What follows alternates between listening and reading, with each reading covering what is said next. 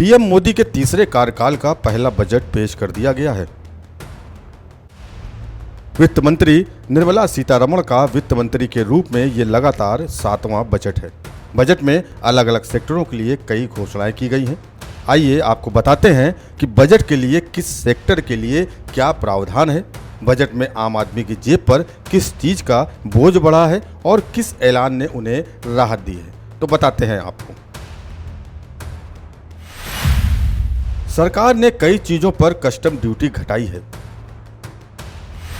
प्रमुख तौर पर कैंसर की दवाइयों को शुल्क मुक्त कर दिया है।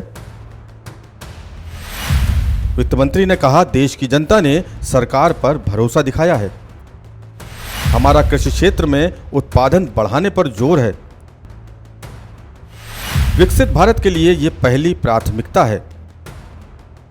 एग्रीकल्चर सेक्टर के साथ शहरी विकास को प्राथमिकता, रोजगार और स्किल डेवलपमेंट, कृषि रिसर्च को प्राथमिकता, ऊर्जा सुरक्षा, इनोवेशन, रिसर्च और ग्रोथ को प्राथमिकता, मोबाइल और मोबाइल चार्जर समेत अन्य उपकरणों पर BCD 15% घटा।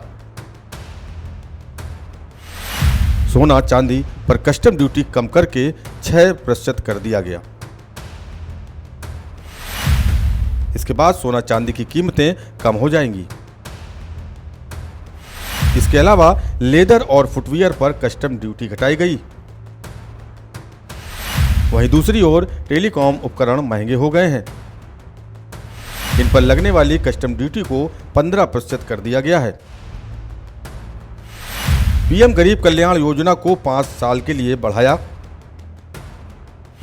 इससे 80 करोड़ से अधिक गरीबों को लाभ हो रहा है। रोजगार कौशल प्रशिक्षण के लिए पीएम की 5 योजनाओं के पैकेज की घोषणा।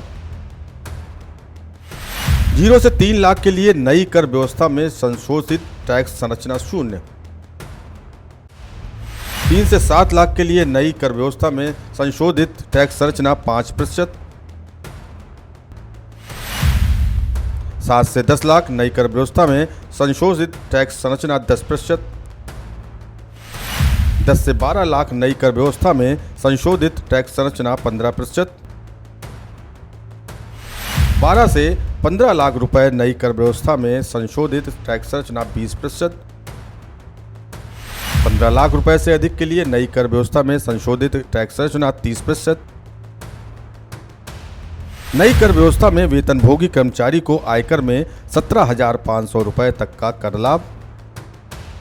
वेतनभोगी कर्मचारियों के लिए स्टैंडर्ड डिडक्शन को 50,000 रुपए से बढ़ाया गया।